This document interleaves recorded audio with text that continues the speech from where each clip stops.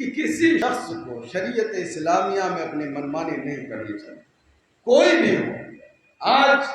عوام علماء کی عزت کرتے ہیں، پیران اعظام کی عزت کرتے ہیں، لیکن ان کے بتائے ہوئے طریقے پر نہیں چلتے۔ مثال کے طور پر میں ایک بات بتاؤں، ابھی ایک آدمی کا فون آیا، کچھ طلاق کا مسئلہ تھا۔ میں نے اس سے کہا تم اپنی بیوی سے کہہ دو میں نے تمہیں نکاح میں واپس لیا۔ تو کہہ رہا میرا دل نہیں مان رہا، میں چاہتا ہوں میں نکاح کروں۔ میں کہا اگر تمہیں اپنے دل کے اعتبار سے چلنا تھا تو میرے پاس فون ہی کیوں کیا، اپنے اعتبار سے تم عمل کر لیتے۔ تو یہ ایک مثال ہے،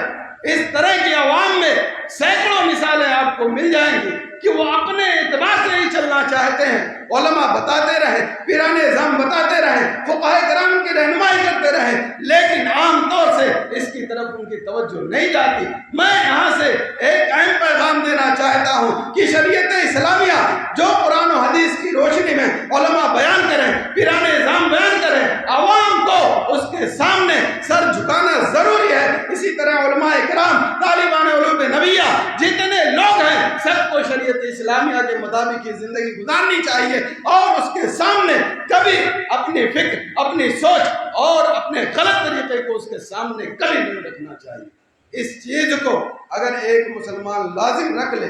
اور اس کو مضبوطی سے تھام لے تو انشاءاللہ اللہ تبارک و تعالی اس کے دنیا میں بھی ترقی کے راستے کھول دے گا اور آخرت میں بھی انشاءاللہ بلند مرتبہ عطا کرے گا۔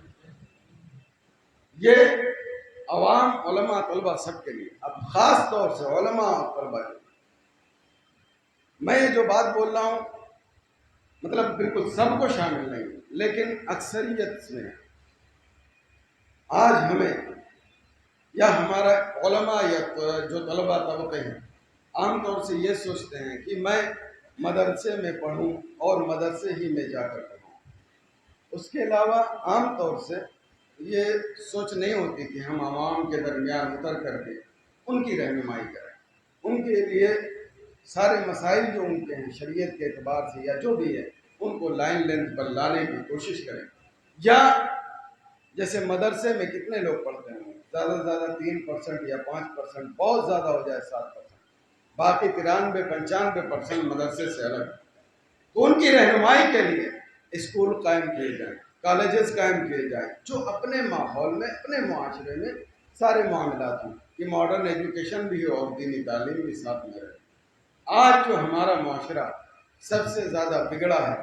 اس کی وجہ جو مجھے سمجھ میں آتی ہے، ضروری نہیں ہے کہ آپ لوگ اتفاق کریں، کر بھی سکتے ہیں نہیں بھی کر سکتے،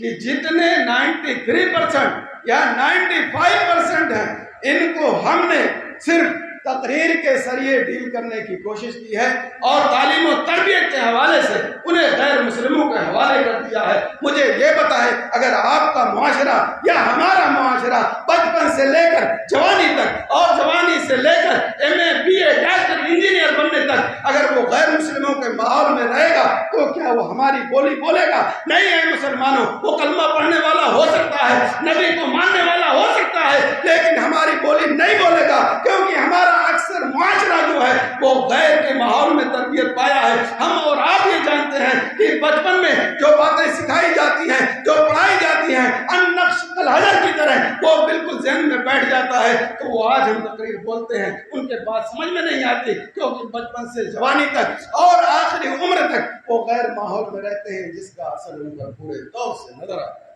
تو کیا ہم صرف علماء جو مدرسے میں پڑھتے ہیں، طلباء پڑھتے ہیں، انہیں کو صرف سدھارنے کی ذمہ داری ہے، باقی 93 یا 95% کی ذمہ داری نہیں ہے؟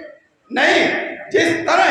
ہماری ذمہ داری ہے کہ ہم مدرسے کے ذریعے علماء بنائیں اور طلباء کی صحیح طریقے سے تربیت کریں، اسی طرح باقی 93-95% کے لیے بھی ہماری ذمہ داری ہے، علماء کی ذمہ داری ہے اور دیگر ذمہ داران کی ذمہ داری ہے کہ وہ ان کی صحیح طریقے سے تربیت کریں، ان کی تعلیم کا انتظام کریں، ان کے پڑھائی کا انتظام کریں اور خاص طور سے پرائمری ہو یا کالج ہو یا یونیورسٹیز ہو، یہ اپنے ماحول میں پڑھانے کے لیے اس طرح کا انتظام کریں۔ یہ لازم اور ضروری ہے۔ جب تک